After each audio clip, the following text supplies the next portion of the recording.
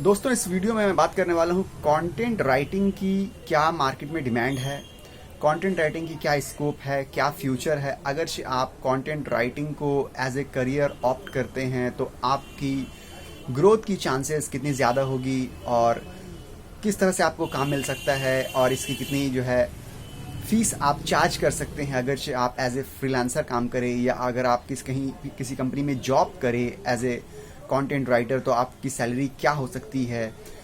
इन तमाम चीज़ों के ऊपर मैं इस वीडियो में डिस्कस करने जा रहा हूं। तो चलिए स्टार्ट करते हैं। दोस्तों, अगरचे आप किसी भी तरह से इंटरनेट से जुड़े हुए हैं या डिजिटल मार्केटिंग से जुड़े हुए हैं या ब्लॉगिंग के बारे में नॉलेज रखते हैं कि ब्लॉगिंग किसको कहते हैं, तो आपको पता होगा कि ब्लॉगिंग एक्चुअली जो है वो क्या है। ब्लॉगिंग में आपको लिखना पड़ता है, मतलब आपको हर दूसरे तीसरे दिन कंटेंट लिख के प्रोड्यूस करके आपको वहाँ पे अपने वेबसाइट पे पब्लिश करना पड़ता है। तो ये एक जब तक आपका ब्लॉग चल रहा है, आपको जब तक वहाँ पे टेक्सचुअल कंटेंट वो प्रोड्यूस करके पब्लिश करते रहना पड़ता है। जो बहुत बड़ी बड़ी जो ब्लॉगिंग वेबसाइट्स है वो एक आदमी उसको मैनेज नहीं कर पाता है, उसके लिए पूरी एक टीम होती है। उस टीम में बहुत से लोग ऐसे होते हैं जो सिर्फ उस वेबसाइट के लिए कंटेंट्स लिखते हैं, कंटेंट प्रोड्यूस करते हैं। बहुत से लोग टेक्निकल एस्पेक्ट देखते हैं, बहुत से लोग उसके ऊपर एसईओ करते हैं, ट्रैफिक लाते हैं।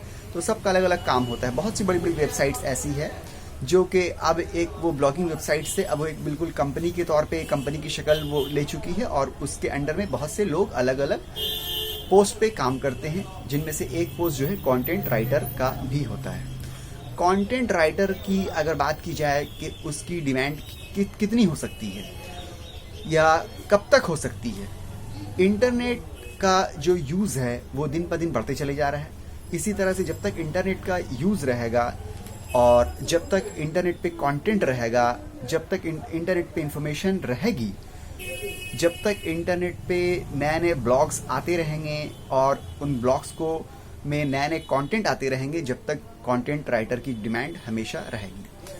अगर सोलो ब्लॉगर की बात की जाए, मान लीजिए कि एक आदमी जो ब्लॉग चलाता है, तो आपको ये पता होगा कि बहुत से लोग ऐसे हैं जो सिंगल हैंडेडली अपना ब्लॉग मैनेज करते हैं, चाहे वो जॉब करते हैं या फुल टाइम ब्लॉगिंग करते हैं, मगर वो अपना एक साइड में एक ब्लॉग वो अपना रन करते हैं। तो ऐसे में क्या होता है कि वो अपने ब्लॉग के ऊपर कंटेंट आमतौर से खुद ही लिख देते हैं, मगर बहुत टाइम में अगर से वो जॉब भी कर रहे हैं तो उनके पास इतना टाइम नहीं होता है कि वो कंटेंट खुद लिखे। वो पैसे दे के किसी से कंटेंट लिखवाते हैं और फिर उस कंटेंट को वो अपनी ब्लॉगिंग वेबसाइट में पब्लिश करते हैं। और क्योंकि ये इनका रेगुलर काम है, तो अगर से उनको कोई अच्छा कोई कंटेंट राइटर मिल जाता है तो वो रेगुलरली उस राइटर से कंटेंट लिखवाते रहते हैं और अपने ब्लॉग में पब्लिश करते रहते हैं। और बहुत से ऐसे बड़े बड़े ब्लॉगिंग वेबसाइट्स हैं जो कि अलग अलग राइटर्स को हायर किए हुए हैं, उनसे परमानेंट बेसिस पे, रेगुलर बेसिस पे वो कंटेंट लिखवाते रहते हैं और उनको सैलरी पे या फिर एक फिक्स्ड अमाउंट पे उनको फीस देते रहते हैं, चार्ज देते रहते हैं। अब बात अगर की जाए कि आप कंटेंट राइटिंग को अगर से अपने करियर के तौर पे इस्तेमाल करना चाहिए या ऑप्ट करना चाहे तो आप क्या कर सकते हैं। सबसे पहले तो ये देखिए कि इसका स्कोप कितना है। आपको पता होगा कि ब्लॉगिंग दिन पर दिन बढ़ते ही जा रही है। हर दूसरा तीसरा आदमी वो आप अगर पता कीजिएगा तो पता चल रहा है कि वो एक ब्लॉग अपना पर्सनल रन करता है। इसलिए दिन पर दिन ये जो ब्लॉगिंग का जो क्रेज़ है बोलिए या फिर ये प्रोफेशन या इसको आप हॉबी भी कह सकते हैं, ये बढ़ते ही जा रहा है। और इसमें जब तक ब्लॉग रहेंगे, ब्लॉग में कंटेंट्स की ज़रूरत पड़ती रहेगी और जब तक ब्लॉग में कंटेंट्स की ज़रूरत पड़ती रहेगी तो जब तक कंटेंट राइटर की ज़रूरत पड़ती रहेगी। अब बात की जाए कि आप अगर कंटेंट राइटर को एज ए करियर ऑप्ट करना चाहते हैं तो आपको किस चीज़ की ज़रूरत पड़ेगी। सबसे पहले तो आपको ज़रूरत पड़ेगी कि आपकी writing skills English writing skills अगर आपकी अच्छी है तो आप कंटेंट लिख पाइएगा, ठीक है। और अगर आपकी इंग्लिश राइटिंग स्किल अच्छी नहीं है तो भी आप अपनी राइटिंग स्किल को ब्रश अप कर सकते हैं, पॉलिश कर सकते हैं। आपकी थोड़ी बहुत भी अगर इंग्लिश स्किल्स है तो आप लिखना शुरू कर सकते हैं और ओवर टाइम आप अपनी जो स्टैंडर्ड है, राइटिंग स्टैंडर्ड जो है वो डेवलप कर सकते हैं।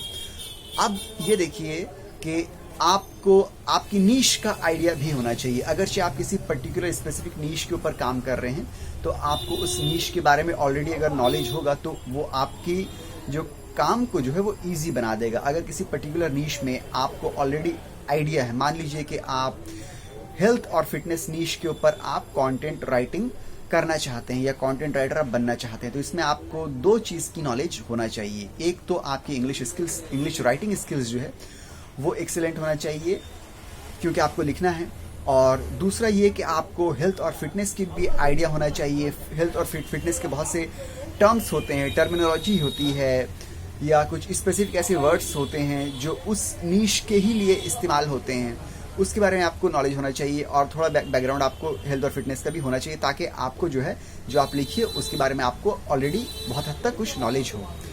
ये है अगर देखा जाए तो दो क्राइटेरिया आप कह सकते हैं एक तरह से, ठीक है, मगर ये क्राइटेरिया बिल्कुल भी नहीं है। अगरचे आपकी राइटिंग स्किल पुअर है तो आप इसको डेवलप कर सकते हैं। करने का तरीका ये है कि जिस टॉपिक में आप लिख रहे हैं या लिखना है आपको, उस टॉपिक के ऊपर इंटरनेट में ऑलरेडी बहुत सारे कंटेंट्स ऑलरेडी अवेलेबल हैं। आप सिर्फ ज़रा सा रिसर्च कीजिए, दूसरी वेबसाइट्स पे जाइए जहाँ पे उस तरह का कंटेंट ऑलरेडी उन लोग ने पब्लिश किया हुआ है, पोस्ट किया, वहाँ पे जाके आपको रीड कीजिए। इस तरह के 10-12 वेबसाइट्स में आप जाके रीड आउट कीजिए और उसके बाद आप अपने कंटेंट के लिए एक आउटलाइन बनाइए। वहाँ पे आप पॉइंटर्स उनसे ले लीजिए कि उन्होंने क्या क्या लिखा है, उसी पॉइंटर्स के ऊपर आप अपना कंटेंट डेवलप कीजिए। यानी कि थोड़ा रिसर्च करने के बाद आप अच्छे कंटेंट राइटर बन सकते हैं। अगरचे आपकी राइटिंग एबिलिटी अच्छी नहीं है तो भी, अगरचे आप किसी पर्टिकुलर नीश के बारे में आइडिया नहीं है तो भी आप उस नीश के बारे में भी जानकारी ले सकते हैं। अब बात की जाए, अगरचे आपने कोई भी एक नीश चुन ली, बेहतर क्या है कि एक स्पेसिफिक नीश के ऊपर काम करें या किसी भी नीश के लिए ओपन रहे। मेरे हिसाब से बेहतर यह है कि आप किसी भी पर्टिकुलर एक नीश के ऊपर काम कीजिए। उससे क्या होगा कि आपको उस नीश के बारे में भी जो काफ़ी हद तक नॉलेज आपकी इंक्रीज होती रहेगी और आप उस नीश के एक्सपर्ट बन जाइएगा, और उसी के ऊपर आप अगर कंटेंट प्रोड्यूस कीजिएगा तो बाद में आप उस नीश के ऊपर अपनी खुद की ब्लॉगिंग वेबसाइट भी आप स्टार्ट कर सकते हैं, ओपन कर सकते हैं। ठीक है, तो कोई एक पर्टिकुलर नीश जो आपको अच्छी लगती हो, जो आपकी फेवरेट हो या जिसमें आपको इंटरेस्ट हो, उस नीश को आप चुन लीजिए और उसके ऊपर आप कंटेंट राइटिंग जो है लिखना स्टार्ट कर दीजिए। अब सवाल ये पैदा होता है कि कंटेंट राइटिंग अगर आप लिखिएगा तो आपको काम कहाँ से मिलेगा। अगरचे आप फ्रीलांसर के तौर पे काम करना चाहते हैं तो सबसे पहले फेसबुक को आप ज्वाइन कीजिए। फेसबुक में बहुत से ऐसे ग्रुप्स हैं जो कि कम्प्लीटली डेडिकेटेड हैं कंटेंट राइटर्स के ऊपर, कंटेंट राइटिंग के ऊपर। आप फेसबुक में अपना अकाउंट बनाने के बाद कंटेंट राइटिंग और कंटेंट राइटर्स के ऊपर जितने भी ग्रुप्स हैं सबको ज्वाइन कर लीजिए और उन ग्रुप्स में अक्सर एक्टिव रहिए और वहाँ पे आप पोस्ट करते रहिए कि I am a content writer of health and fitness niche, I need work. इस टाइप का आप अपने आप को इंट्रोड्यूस कराते रहिए उस ग्रुप में बार बार, और इस तरह से आपको उसी ग्रुप के जरिए जो है फ्रीलांसिंग के तौर पे आपको कोई ना कोई काम दे देगा। ठीक है, अब आपको अगर काम मिलता है तो आप काम फ्री में मत कीजिएगा। सबसे पहले आप पेमेंट ले लीजिएगा, क्योंकि बहुत टाइम ऐसा होता है कि काम कर देने के बाद आपने अपना काम डिलीवर कर दिया है, सामने वाला पेमेंट नहीं भी कर सकता है।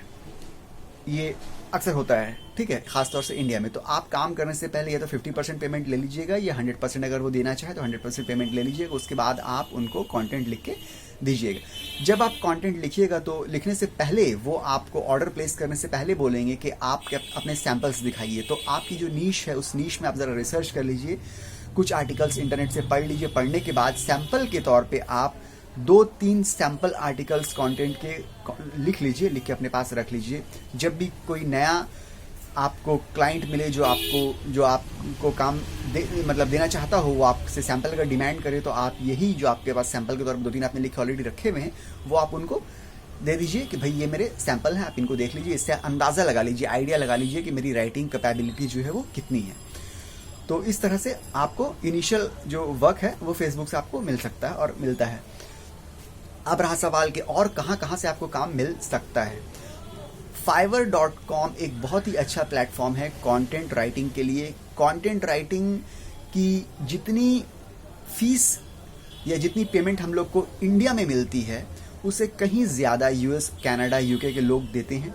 और यूएस, कनाडा, यूके से अगर आपको काम मिलता है तो आपकी जो फीस है वो बहुत ज़्यादा बढ़ जाती है, काम आपका वही रहता है। तो fiverr.com के ज़रिए आपको फॉरेन क्लाइंट्स मिलते हैं, फॉरेन काम मिलता है, जिससे आपकी अच्छी पेमेंट मिल जाती है। अब ये कि fiverr.com क्योंकि बहुत फेमस वेबसाइट है फ्रीलांसिंग की, तो यहाँ पे बहुत से लोग ऑलरेडी कंटेंट राइटिंग का काम कर रहे हैं, और इसी तरह से यहाँ पे ऑलरेडी बहुत बड़ी बड़ी फॉरेन की कंपनीज जो है यहाँ पे जुड़ी हुई है, जो कि काम अक्सर देती रहती है और रेगुलर बेसिस पे यहाँ पे अच्छा खासा काम मिलता रहता है। यहाँ पे बहुत ज़्यादा कंटेंट राइटर है, इसका मतलब ये नहीं है कि काम नहीं है, यहाँ पे काम भी उतना ही ज़्यादा है जितना कंटेंट राइटर यहाँ पे ऑलरेडी अवेलेबल काम कर रहे हैं।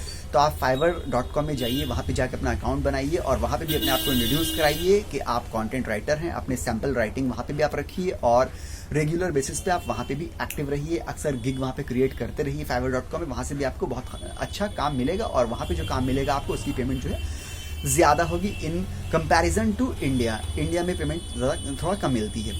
अब बात की जाए कि पेमेंट इंडिया में कितनी मिलती है। अगर से आप कोई मतलब आपकी राइटिंग स्किल जो है नॉर्मल टाइप की है, बहुत ज़्यादा अच्छे राइटर आप नहीं हैं, तो भी आप जो है 40 पैसे यानी कि 40 पैसे पर वर्ड, जिसको बोलते हैं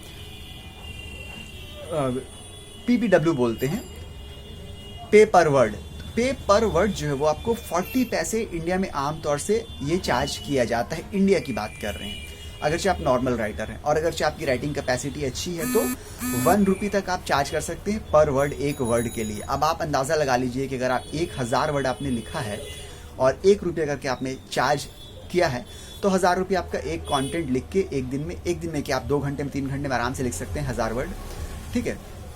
तो आप इतना आराम से इजीली घर में बैठे बैठे आप बिल्कुल कमा सकते हैं कंटेंट राइटर के तौर पे। अब बात कीजिए और कहाँ से काम मिल सकता है। लिंक्डइन एक बहुत ही professional, highly professional social media platform है। वहाँ पे आप जाइए, वहाँ पे जाने के बाद बहुत से डिजिटल मार्केटर्स जो हैं उनसे आप जुड़िए, उनसे आप कनेक्ट कीजिए और वहाँ पे भी अपने आप को इंट्रोड्यूस कीजिए एज ए कंटेंट राइटर। वहाँ से भी आपको काम आराम से मिलेगा और उस तरह से आप वहाँ से भी काम लीजिए और उनको भी आप काम डिलीवर करके दीजिए। ये भी तरीका है। फिर तरीका ये भी है कि आप अपना खुद का भी एक वेबसाइट बना सकते हैं एज ए कंटेंट राइटर और अपनी वेबसाइट को प्रमोट करके वहाँ से भी आप काम ले सकते हैं, लीड ले सकते हैं। फिर बहुत से ऐसे वेबसाइट्स हैं जिस तरह से fiverr.com है, इस तरह से बहुत से फ्रीलांसिंग वेबसाइट्स हैं जहाँ पे कंटेंट राइटर के काम जो है, कंटेंट राइटिंग के काम जो है अक्सर मिलते रहते हैं।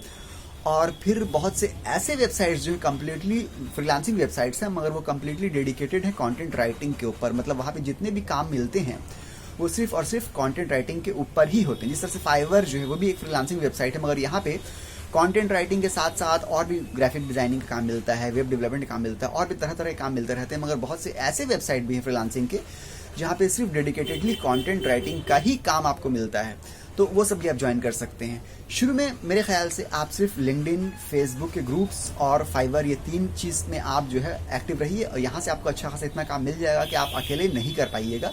आपका पूरा दिन उसी में जो है मतलब स्पेंड हो जाएगा आपका, और ये तीनों से अच्छा खासा काम मिलता है, ठीक है।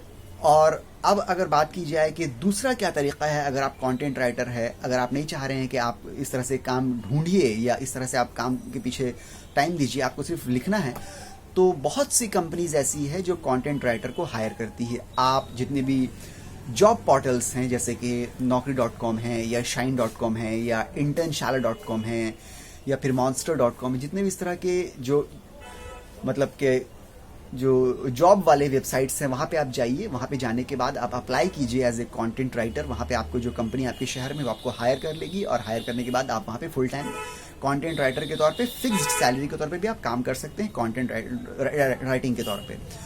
अभी रहा सवाल ये कि आपको अगर आप फिक्स सैलरी पे किसी कंपनी के अंडर भी काम कीजिएगा तो कितनी आपकी सैलरी हो सकती है।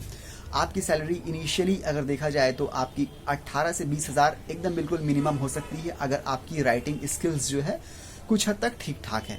अगर आपकी राइटिंग स्किल जो एकदम ही ख़राब है तो वो लोग आपको सैलरी बेस पे नहीं रखेंगे, वो आपको कोई काम वाम नहीं देंगे। वो आप जब जाइएगा तो वहाँ पे वो लोग आपकी इंटरव्यू लेंगे, वो लोग आपकी राइटिंग स्किल्स देखेंगे। और अगर से आप फ्रीलांसिंग के तौर पे काम करते हैं तो वहाँ पे आपको कोई इंटरव्यू वगैरह नहीं लेगा। आपको कोई भी काम मिलता है वहाँ पे आप क्या कर सकते हैं, इंटरनेट में रिसर्च करिए, ऑलरेडी जो कंटेंट है उसको भी आप उससे इंस्पिरेशन लीजिए और कंटेंट प्रोड्यूस कर लीजिए।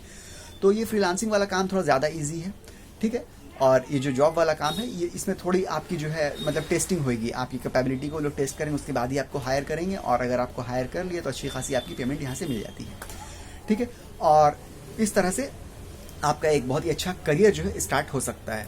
कंटेंट राइटिंग का जो करियर है वो कभी ख़त्म नहीं होगा, क्योंकि इंटरनेट कभी ख़त्म नहीं होगा, लिखना पढ़ना कभी ख़त्म नहीं होगा, वेबसाइट्स कभी ख़त्म नहीं होंगे, हमेशा टेक्सचुअल कंटेंट की डिमांड रहेगी। ये एक बहुत ही अच्छा करियर हो सकता है अगरचे आपकी इंग्लिश अच्छी है तो दोस्तों, अगर ये वीडियो आपको अच्छी लगी हो और अगर आपको कुछ समझ में आया हो कंटेंट राइटिंग के बारे में कि ये किस तरह से आप इसको चुन सकते हैं या आपको किस तरह से फ़ायदा दे सकती है, तो आप अपने करियर के तौर पे इसको स्टार्ट कर सकते हैं। और मेरे इस वीडियो को लाइक कर दीजिए। मिलते हैं अगले वीडियो में, जब तक के लिए गुड बाय।